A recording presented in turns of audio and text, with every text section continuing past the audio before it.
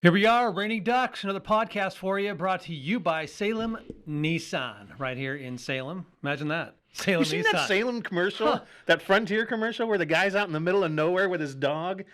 You haven't seen the commercial? No. Oh, it's a good commercial. Hey, go down to Capital Nissan and get yourself a Frontier. No, he's out in the middle of nowhere and he hops in, he's driving and he's shaving and he's, bouncing around. His Something dog that hands you him need, his right? tie. He puts his tie on and he goes into the office and good morning to the guys. It's a good commercial. Anyway, I'll have to be on the lookout for that. Can we go to Comcast.com, Xfinity, and maybe we can fire that bad boy up. But anyways, we're right here on the podcast, and you can listen to this too on KYKN.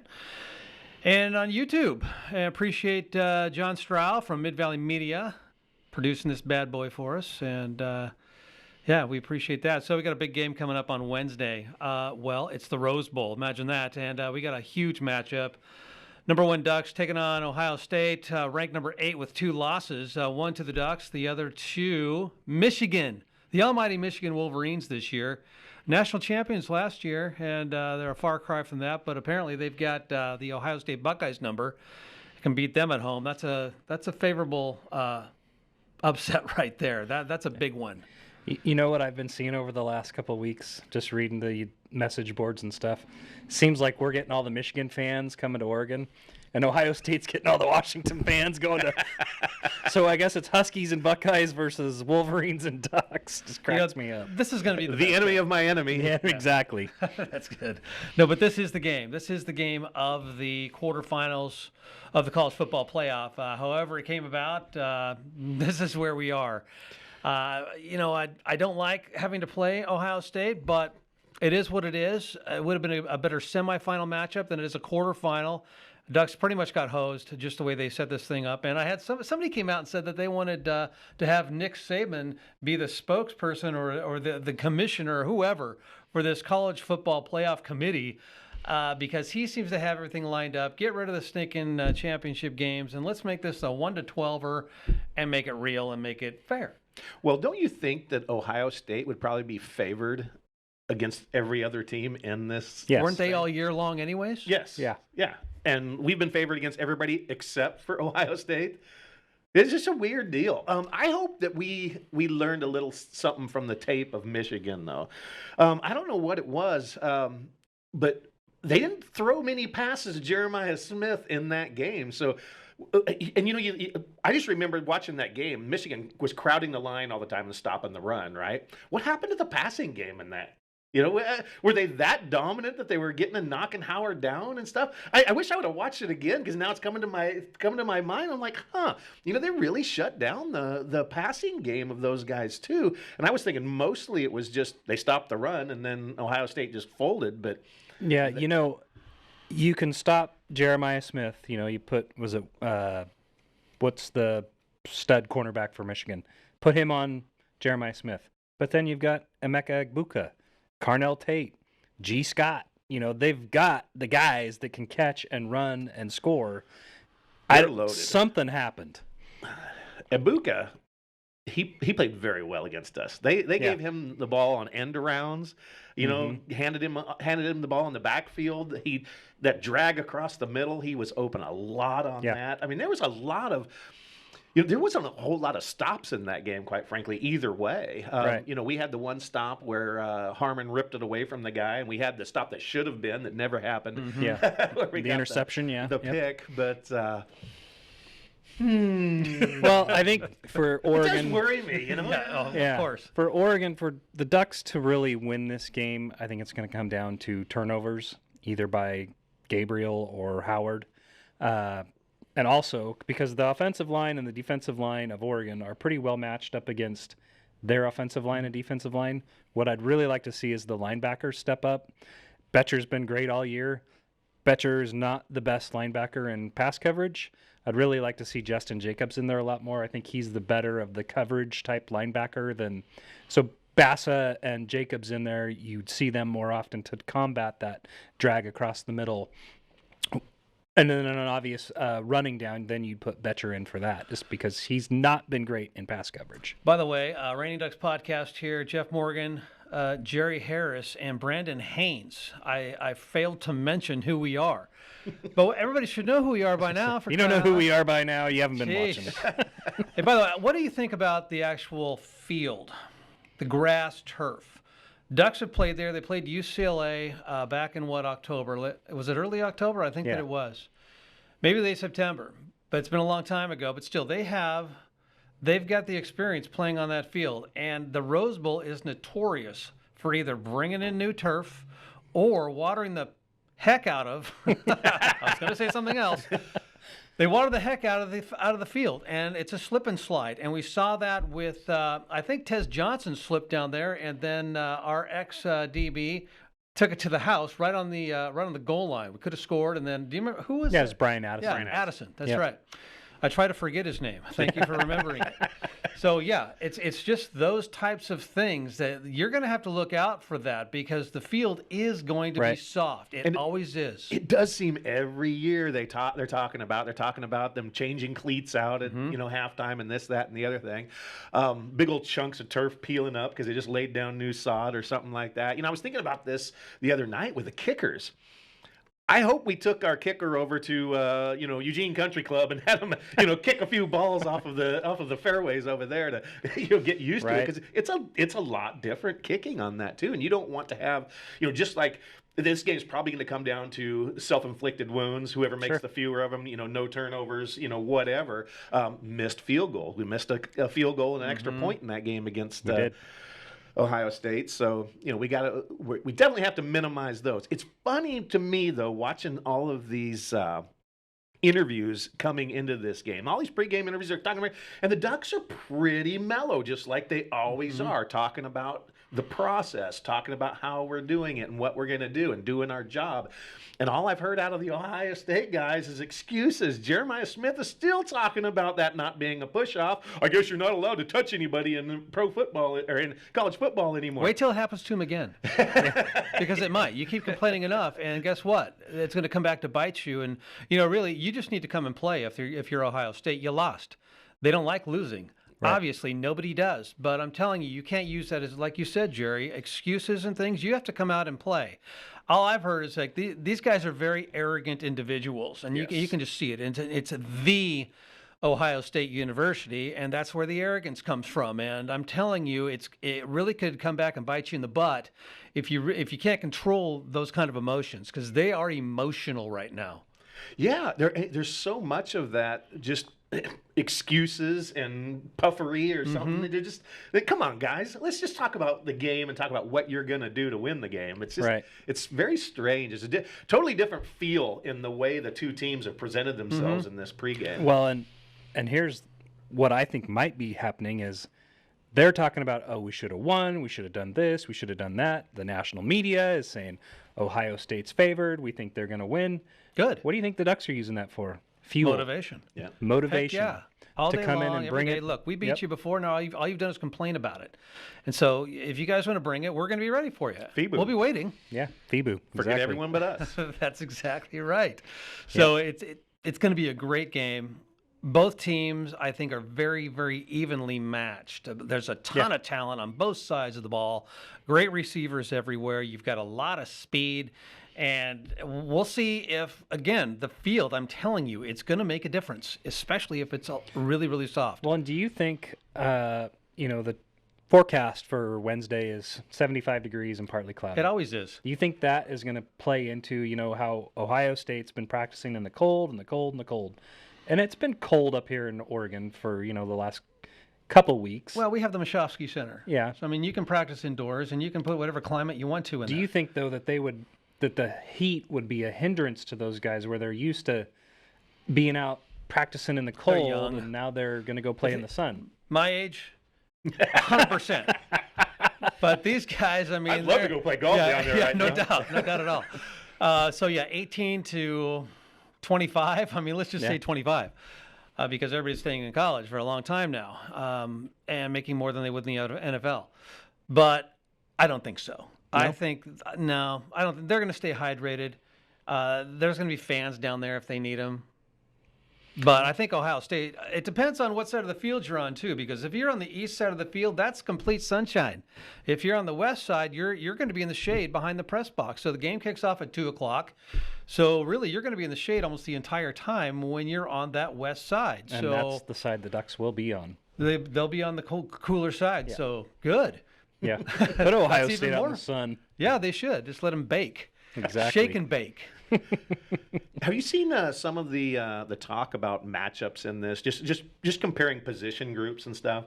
Like if you go to quarterback, who do you think has the advantage in this game? Gabriel. I think Gabriel is by far the better quarterback in this. And scrambling too. Will Howard, he's straight ahead. Mm-hmm. If you leave it wide open for him, he will take advantage of you. And he's bigger. Yeah. And he bounces off people. But I think there's an advantage for us there. Running backs. Probably Ohio State. Might I'd go say that Quinshaw way. Judkins and Henderson are probably the better. Not necessarily better than Jordan James, but a little bit better than But Whittington. that also plays into the offensive line, and I think our offensive line is far superior to theirs, especially after the injuries that those had suffered. So Yeah. the running game, offensive line together, I think that they're at the worst that's a wash. Yep. I can't wait to see what Dan Lanning is going to exploit this Yes. time. Yeah. He always has something up his sleeve, and you never know what it's going to be. The last time it was the 12th man on the field play, or what would Get Smart call that? You guys ever watch that? Get No. Smart. Sorry, that's It's the before my trick. time. It's the 12th man on the play trick. That's what it is. He's got his shoe in his phone. Well, Phone in his shoe, whatever that is. Yeah, exactly. They've had an extra couple of weeks to prepare, and they had to prepare for Tennessee as well, but that they were probably focusing on Ohio State.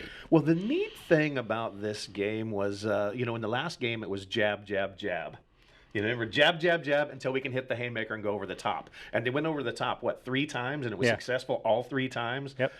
Evan Stewart caught 2 of those long balls, and Tez Johnson caught another. And the tight ends were outstanding. I mean, so now Ohio State's changed their game plan a little bit. They're rushing the quarterback a lot more. They're talking over and over about how they're doing this and they're doing this, and this is different now. Well, I don't know that they had many touchdown passes thrown against them before they played the Ducks, because they were blowing everybody out. No, we haven't had a touchdown pass thrown on us since the Ducks. Oh, you hadn't beforehand either. That stat is completely meaningless, Right.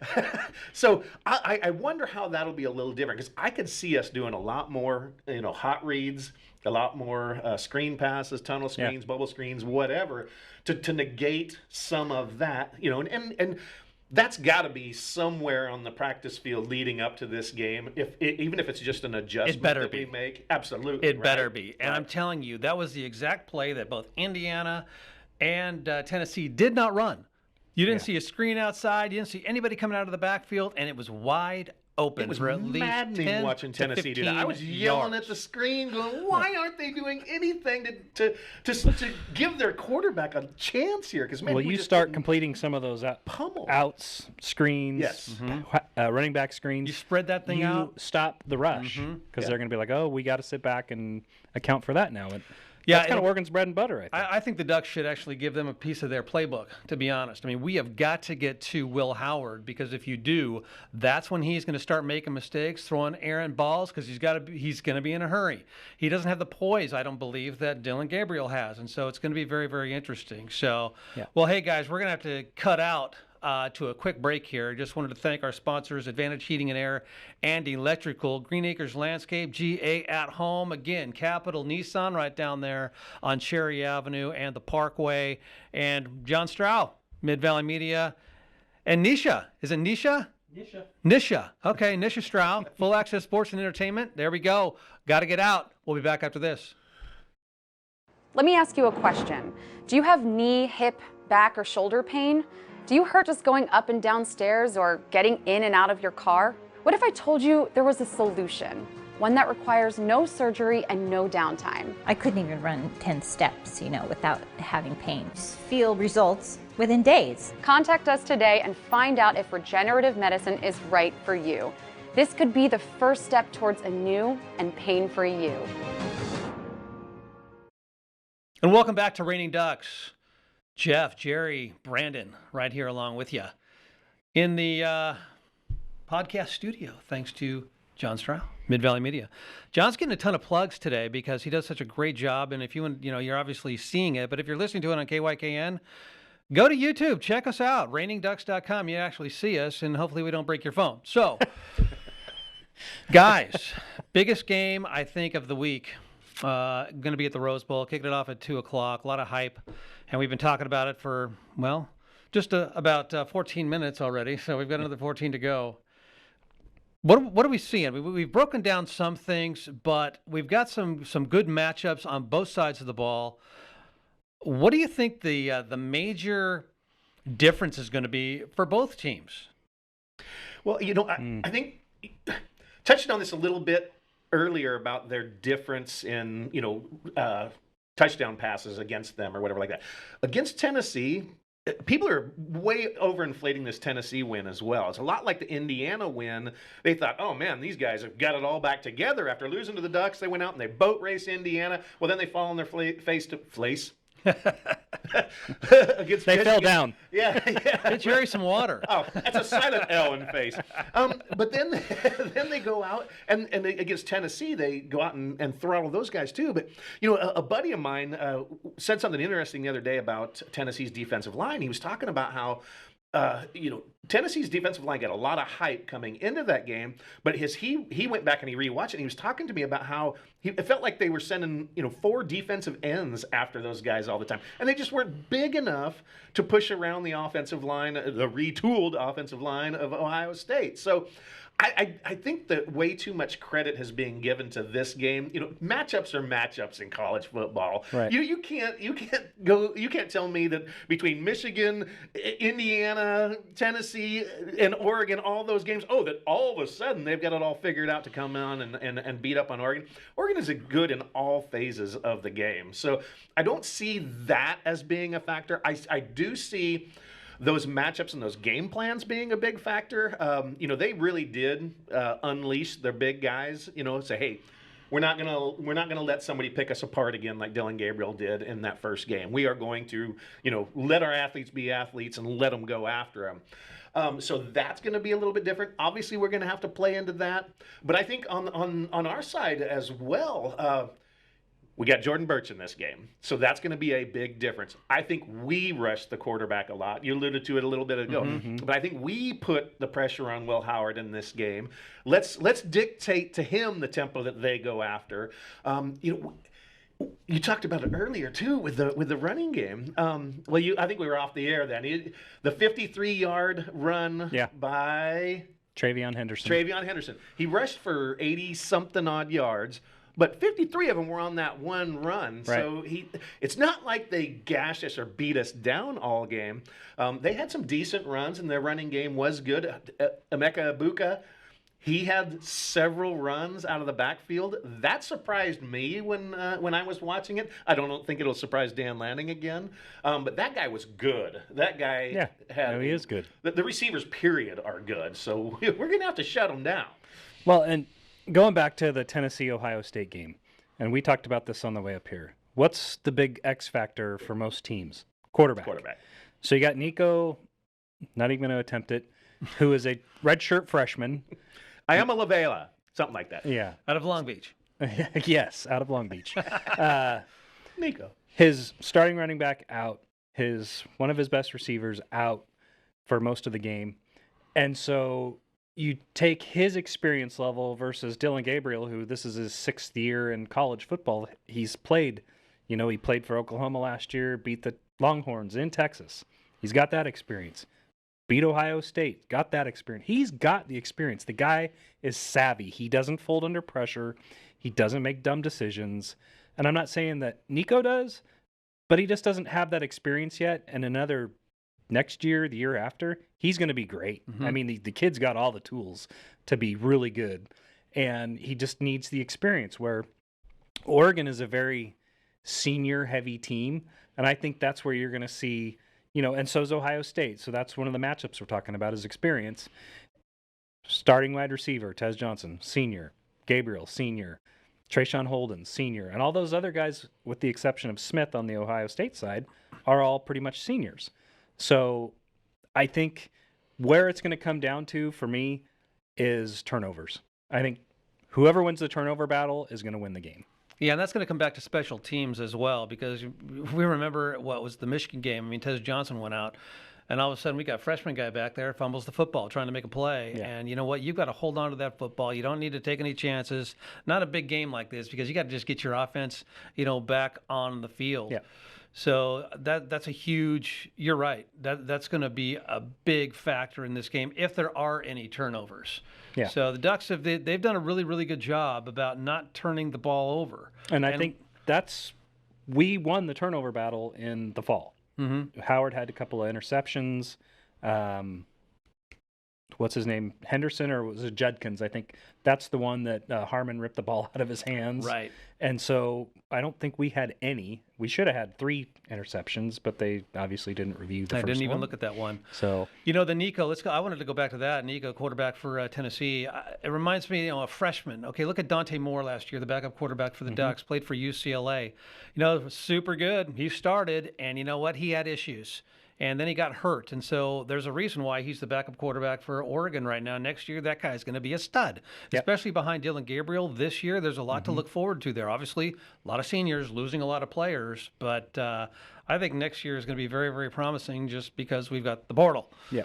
With just the pocket presence alone, Dylan Gabriel is so calm back there. I mean, you go back through the riches of quarterbacks that we have had. Yeah. Mariota, calm, never got rattled. Bo Nix, calm, never got rattled. Dylan Gabriel just sits back there and he'll pick you apart. But he's got the presence of mind to move around a little bit too, to avoid some of that stuff. And he's got some targets, Ferguson. We haven't talked about our tight ends. Ferguson and Sadiq. I mean, those guys are such great outlets for him too. So he can go, look at the 1, 2, 3, and then he's got those other guys all, in spades.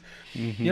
I like the fact that you brought up the tight ends, because tight ends are going to be a huge factor for both squads. Yep. I mean, both teams have great tight ends, and they're always open over the middle. You can't have linebackers aren't going to be able to cover these guys. It's just the way that it is. So you've got to scheme, and you've got to make sure, especially on third down. I mean, that's what Ferguson's all about. He's like, give it to me on third down. The guy's a stud. I watched some talking heads talk about the weaknesses of Penn State and Ohio State, and they were talking about how their weakness is covering the tight end. Well, it was right after they played the Ducks. The Ducks just gashed both of them, right? So Penn State in that last game against SMU or whoever they played, they were talking about, but Penn State doesn't cover the tight end very well. Well, yeah, they gave up to 2 touchdowns to Sadiq, a touchdown to Ferguson. Yeah. They just gashed him. So yes, they do. They just didn't against the Ducks, Right. But I go back to something that you said earlier on in this year, and you're just talking about the resilience of this Duck team, and I think all of those tight games early on, we didn't like them, but those tight games, our guys don't get rattled. It's very businesslike as they continue to approach. I think about that when we went to the fourth quarter in that one game where they threw that 9-yard, 4th and 9. It was Wisconsin. That was Wisconsin. Yeah. I mean, that game still gives me the EBGBs. But those type of plays from Dylan Gabriel, what would Nico have done on that? He'd have been running for his life. Probably would have ran. And nothing against him. The guy's a phenomenal athlete. There it is, the first one. But you just can't replace the guy that's going to be the distributor back there and hit the open guys. Get it to your playmakers. Yeah. Reigning Ducks right here. Sorry, Brandon, didn't mean to interrupt you, no, but nope. Green Acres Landscape, appreciate their support, Advantage Heating and Air, and Electro Capital Nissan, of course, Mid-Valley Media with John Stroud, who's putting this whole thing together. Hope you like it. Ducks taking on Ohio State, and this has just been, we've been thinking about this one for almost a month. It's going to be a month. So it is going to be a month. It's going to be a month. I mean, exactly. The Ducks haven't played since December 6th against Penn State. So they've had a lot of time to rest, recoup, get everybody healthy, figure out who their opponent's going to be. And you know what? Maybe it is beneficial that it already is one that they have already taken down.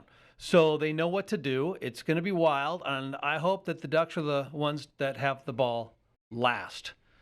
Yeah. Me too. Yeah. You know what I'm really curious to see is Oregon's known where they're going since December 6th. Mm-hmm. Ohio State didn't know where they were going up until 2 weeks ago. So did the fans already pre-buy and pre-book their flights and tickets What's the atmosphere going to be like? Is it going to be more red, more green? It's always more red. It is always more red. It is. I don't care if it's an away game. It's there was a lot of red at Autzen Stadium back in October, so there's going to be a ton of red. There is. There always is. There were sweaters. I think the last time that these guys got together with Jim Tressel, fear the sweater, whatever. There's always fear something with Ohio State. And when did they play him? So they played him in 2010. Yeah, 2010. Mm-hmm. And I was at that game. No, well, it's a national championship. I mean, against that Urban one. Meyer, but that. But I just remember when we went.